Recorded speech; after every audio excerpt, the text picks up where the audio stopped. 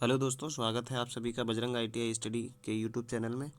और जैसा कि आप सभी को पता है, ये चैनल है आईटीआई से संबंधित प्रतियोगी परीक्षाओं तथा सेमेस्टर परीक्षाओं की तैयारी हेतु। तो आज मैं स्टार्ट कर रहा हूँ ट्रेड थ्योरी और ट्रेड थ्योरी का पहला चैप्टर मैंने आपको करा दिया है, जिसमें आपको ट्रेड का परिचय दिया गया था। ये आज जो आपको कराया गया है, ये ट्रेड थ्योरी का चौथा चैप्टर है, जहाँ से मूल आपकी ट्रेड के बारे में अध्ययन होगा। इससे पहले जो चैप्टर हैं वह चैप्टर भी ठीक हैं, उसमें एक सुरक्षा चिन्हों के लिए है, दूसरा सुरक्षा चिन्ह वाला चैप्टर है, एक उपचार वाला चैप्टर है। तो वो चैप्टर टेक्निकली चैप्टर नहीं है। टेक्निकल जो स्टार्ट होता है आपका, वो मौलिक विद्युत अभियांत्रिकी बेसिक इलेक्ट्रिसिटी से स्टार्ट होता है। तो चलिए स्टार्ट करते हैं और इस चैप्टर के कुछ क्वेश्चन कराता हूँ। तो चलिए ज़्यादा देर न करते हुए हम स्टार्ट करते हैं क्वेश्चन। पहला क्वेश्चन है, निम्नलिखित में से कौन दाब की विमा है? दाब की विमा, दाब अर्थात प्रेशर। प्रेशर ये शब्द तो आपने काफ़ी सुना होगा, प्रेशर। तो देखिए विमा, ये इंटर अगर आपने किया है तो इंटर में आपसे बीमा वगैरह निकलवाई गई होंगी। तो मैं बताता हूँ, देखिए किसी की भी बीमा निकालने के लिए हमें उसका सूत्र पता होना अति आवश्यक है, नहीं तो रटते रह जाइएगा और आंसर आपको पता ही नहीं चलेगा। तो दाब बराबर होता है बल बटे क्षेत्रफल, बल बटे क्षेत्रफल, ठीक है। ये होता है दाब बराबर बल बटे क्षेत्रफल। बल की बीमा अधिकांशतः 90% जो लोग होते हैं साइंस आर्ट से, उन्हें याद होती है बल की बीमा। बल की बीमा क्या होती है? बल की बीमा होती है ML/T-2। और देखिए बल के बटे में क्या था? क्षेत्रफल। क्षेत्रफल की बीमा होती है मीटर स्क्वायर। मीटर स्क्वायर, अच्छा मीटर को किस में मापते हैं? एल लंबाई तो मीटर में मापी जाती है। यहाँ एम से मतलब मास है, यहाँ ये जो एम है मतलब मास अर्थात किलोग्राम, और एल तो यहाँ आएगा L2, ठीक है। अब जब हम इसको सॉल्व करेंगे तो देखिए इस एल से एक एल कट जाएगा, एक एल बचेगा, तब ये हो जाएगा ML-1, ठीक है। ये एल ऊपर जाके माइनस का हो जाएगा और T-2। तो इसमें से देख लीजिएगा जो आंसर पे हो जिस आंसर में ML-1 T⁻⁻2 हो, वही हमारा आंसर होगा। देखिए अब इसमें हम देख लेते हैं। देखिए ML-T-2, इसमें -1 नहीं है। ML2-2, इसमें यहाँ पे भी -2 है, यहाँ पे भी -2 है। और देखिए इस वाले में इसमें ML-1 T-1 दोनों जगह -1 दिया है, जबकि ये इसमें जो हमें चाहिए था वही है, इसमें मिला है ML-1 और T-2। तो मुझे आशा है ये क्वेश्चन आप समझ पाए होंगे। चलिए चलते हैं अगले क्वेश्चन की ओर। अगला क्वेश्चन है, बंद परिपथ में विभव और दिष्ट धारा का अनुपात क्या होता है? यदि कोई बंद परिपथ अर्थात क्लोज सर्किट हो तो उसमें दिष्ट धारा का अनुपात क्या होता है? ये हमेशा कैसा रहता है? तो ये तो कॉन्सेप्चुअल क्वेश्चन है, ये हमें आपको याद ही करना पड़ेगा। ओम के नियम से B बराबर होता है IR। तो इन्होंने कहा है कि B अर्थात वोल्टेज और धारा का जो अनुपात होता है वह क्या रहता है? R। ये नियत रहता है। इसीलिए इस प्रश्न का जो आंसर रहेगा वह आंसर होगा ऑप्शन नंबर ए, नियत रहेगा। क्या रहेगा? नियत। ऑप्शन नंबर ए इस प्रश्न का आंसर होगा। अगला प्रश्न देखते हैं। अगला प्रश्न है, एक सामग्री अतिचालक बन जाती है तो इसकी प्रतिरोधकता हो जाती है। अतिचालक का मतलब होता है सुपर कंडक्टर। यदि कोई सामग्री अतिचालक बन जाती है तो उसकी प्रतिरोधकता कितनी हो जाती है? बहुत छोटी, शून्य, समान मान का लगभग 10%, समान मान का लगभग 20%। 10%, 20% वाला ये कोई ऑप्शन होगा नहीं। इसमें जो ऑप्शन सही रहेगा आंसर वह होगा शून्य। इसमें जो आंसर सही होगा वह होगा शून्य। कौन सा आंसर सही होगा? शून्य। इसमें सही आंसर आपको मिलेगा शून्य। ऑप्शन नंबर बी इस प्रश्न का सही आंसर होगा। चलिए चलते हैं अगले प्रश्न की ओर। अगला प्रश्न देखते हैं। अगला प्रश्न क्या है? अगला प्रश्न है, किसी चालक का प्रतिरोध किसके समानुपाती नहीं होता है? किसी चालक का प्रतिरोध किसके समानुपाती नहीं होता है?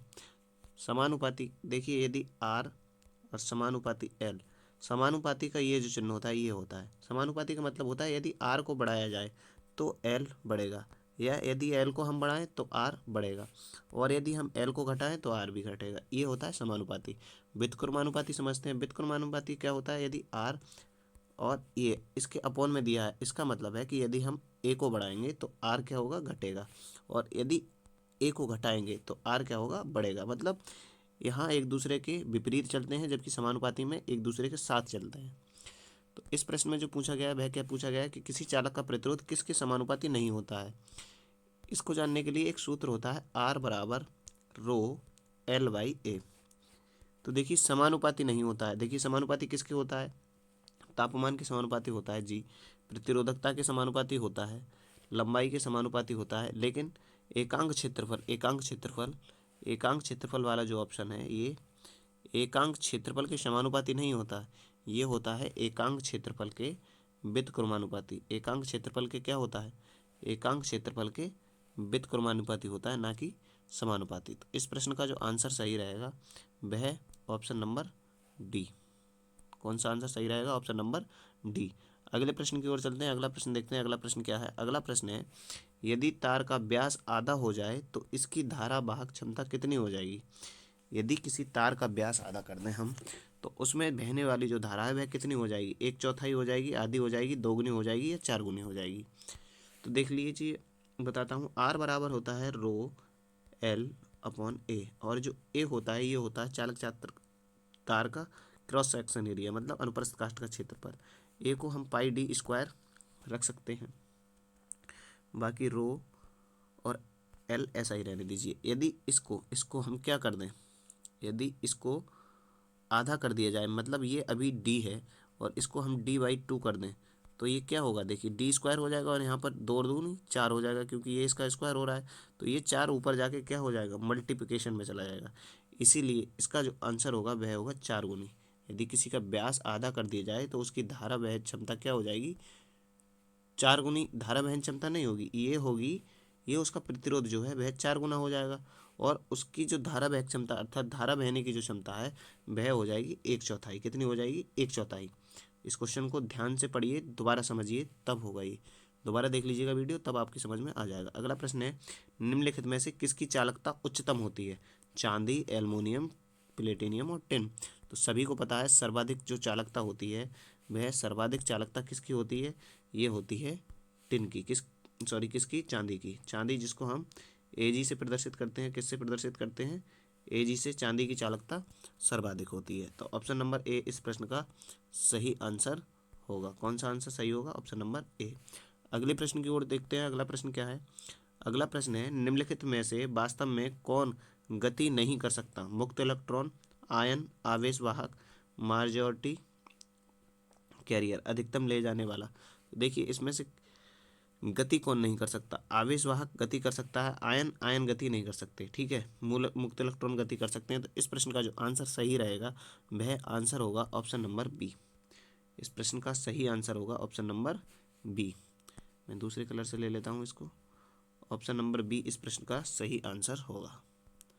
चलिए चलते हैं अगले प्रश्न की ओर। अगला प्रश्न देखते हैं। अगला प्रश्न क्या है, चालक का प्रतिरोध किस पर निर्भर नहीं करता है, अनुप्रस्थ काट के क्षेत्रफल पर, या आकार पर, तापमान पर, पदार्थ पर, और लंबाई पर। तो देखिए इस प्रश्न में मैंने इससे पहले आपको बताया था कि आर बराबर होता है रो एल बाई ए।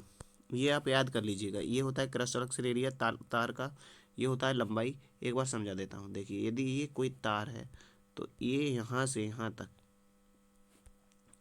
ये तार के लिए यहाँ से और यहाँ तक ये लंबाई हो गई तार की, इसको ही मैं एल लिख रहा हूँ। और ये जो ब्लैक, ये दूसरे कलर से ले लेता हूँ मैं। ये देखिए जो रेड कलर से मैं रंग रहा हूँ इसको, ये होगा ए, ठीक है। अब कह रहा है कि निर्भर नहीं करता, इन दोनों पर निर्भर करता है, जबकि इस अनुप्रस्थ काट के आकार पर निर्भर नहीं करता है। आकार अर्थात ये कैसा है, ये ऐसा है, ठीक है, ये मतलब चतुर्भुजाकार है या त्रिभुजाकार है, इसके आकार पर निर्भर ना करता है बल्कि इसके क्षेत्रफल पर निर्भर करता है। तो इसीलिए इस प्रश्न का जो आंसर होगा ना वह आंसर होगा ऑप्शन नंबर ए। इस प्रश्न का आंसर होगा ऑप्शन नंबर ए। अगला प्रश्न देखते हैं। अगला प्रश्न क्या है कि पीतल किसका मिश्रण है। पीतल जिसको आप घरों में प्रयोग करते होंगे, ब्रास जिसको कहते हैं, किसका मिश्रण है, तांबा एवं जिंक, तांबा और टिन, ताम्र एवं एल्युमिनियम, एल्युमिनियम और टिन। तो इस प्रश्न का जो सही आंसर होगा वह होगा ताम्र एवं जिंक। पीतल मिश्रण है किसका?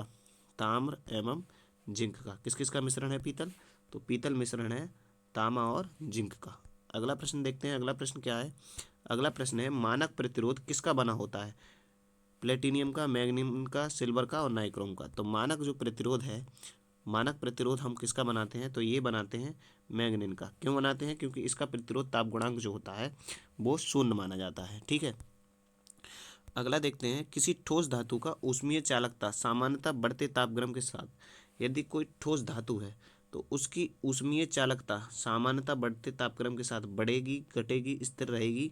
घटना बढ़ना तापमान पर निर्भर नहीं करेगा। देखिए, जो जितनी भी धातुआं होती हैं वो होती हैं पीटीसी अर्थात पॉजिटिव टेम्परेचर कोफिशिएंट। यदि उनका हम ताप बढ़ाएंगे तो उनका प्रतिरोध भी बढ़ेगा, और जब प्रतिरोध बढ़ेगा तो चालकता क्या होगी?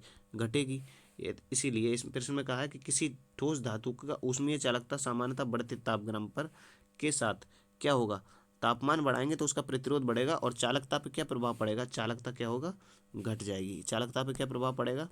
चालकता उसकी घट जाएगी। क्या हो जाएगा? चालकता घट जाएगी। तो ऑप्शन नंबर बी इस प्रश्न का सही आंसर था। अगले प्रश्न की ओर चलते हैं। अगला प्रश्न देखते हैं, निम्नलिखित में से सक्रिय अवयव है? धारा स्रोत, प्रेरक, प्रतिरोध और संधारित्र। तो ये तो सभी को पता होगा कि हमारे सर्किट में 3 सोर्स लगते हैं। 3 सोर्स लगते हैं, कौन कौन सा? आर, एल और सी। और ये तीनों कौन से हैं? अक्रिय अवयव है। कैसे अवयव है? अक्रिय। तो आर और एल और सी, इसमें तीनों दिए गए हैं, चौथा जो दिया गया है वह अलग है, और यही इस प्रश्न का आंसर है। इस प्रश्न का आंसर भी यही है। धारा स्रोत एक सक्रिय अवयव है। कैसा अवयव है? सक्रिय अवयव। अगला प्रश्न देखते हैं। अगला प्रश्न है, ईएमएफ की विमा है? मैंने पहले क्वेश्चन में आपको विमा निकाल के बताई थी। ईएमएफ अर्थात होता है इलेक्ट्रोमोटिव फोर्स, और इसकी विमा आप पता करेंगे और मुझे कमेंट बॉक्स में आंसर बता के देंगे। अगला देखिए, इसकी बीमा के लिए मैंने इस पीडीएफ में आंसर वैसे दे भी दिया है। पीडीएफ आपको डिस्क्रिप्शन बॉक्स में मिल जाएगी पिन की हुई। अगला है, एम्पियर सेकंड किसका मात्रक है? एम्पियर सेकंड किसकी इकाई है? आवेश की, वोल्टेज की, शक्ति की और ऊर्जा की। तो एम्पियर सेकंड देखिए, क्यू अर्थात आवेश, और क्यू बराबर होता है आई टी। आई क्या होती है यहाँ पर? धारा, और टी समय। तो धारा को हम किस में मापते हैं? एम्पियर में, और जबकि समय को किस में मापते हैं? सेकंड में। भाई यहाँ पर पूछा गया है कि एम्पियर सेकंड किसकी इकाई है, तो ये एम्पियर सेकंड इकाई है आवेश की। इसीलिए इस प्रश्न का जो आंसर होगा वह होगा ऑप्शन नंबर ए। अगला प्रश्न देखते हैं। अगला प्रश्न क्या है? अगला प्रश्न है, चालकता के गुण के अनुसार निम्नलिखित में से एक विषम का चयन करें। मतलब इनमें से ऐसा छांटिए जो एक अलग हो। देखिए, चांदी, कॉपर और एल्युमिनियम, इन तीनों में से विद्युत धारा का प्रवाह हो जाता है, जबकि प्लास्टिक में से विद्युत धारा का प्रवाह नहीं होता है। प्लास्टिक में से विद्युत धारा का प्रवाह नहीं होता है, तो इस प्रश्न का जो आंसर होगा वह होगा प्लास्टिक, ऑप्शन नंबर ए। अगला प्रश्न देखते हैं। अगला प्रश्न क्या है? अगला प्रश्न है, निम्नलिखित में से कौन सा कथन सत्य है? ध्यान रखिए, सत्य है। देखिए, 2 किलो ओम बराबर है 2 मेगा ओम के, तो ये तो गलत है। हमसे सत्य पूछा गया है, एक विद्युत विसंवाहक का प्रतिरोध उच्च होता है, विद्युत धारा को वोल्ट में मापते हैं, जी नहीं, ये भी गलत है। हमसे सही पूछा गया है, एक अमीटर का प्रतिरोध निम्न होता है तथा परिपथ में समांतर क्रम में जोड़ा जाता है, नहीं, अमीटर को तो श्रेणी क्रम में जोड़ा जाता है।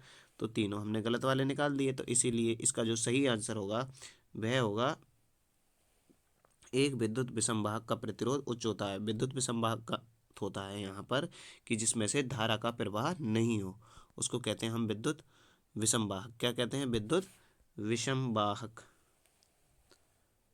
तो इस प्रश्न का आंसर ऑप्शन नंबर बी सही होगा। अगले प्रश्न की ओर चलते हैं। अगला प्रश्न देखते हैं। अगला प्रश्न क्या है?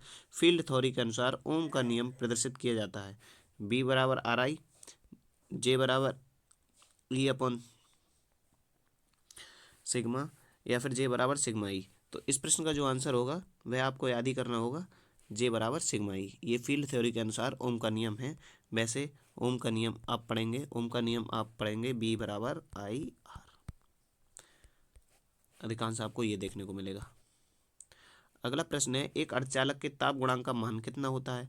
ताप गुणांक 2 प्रकार का होता है, एक होता है धनात्मक ताप गुणांक और एक होता है ऋणात्मक ताप गुणांक। चालक और अर्धचालक और कुचालक, इन तीनों के अलग अलग ताप गुणांक होते हैं।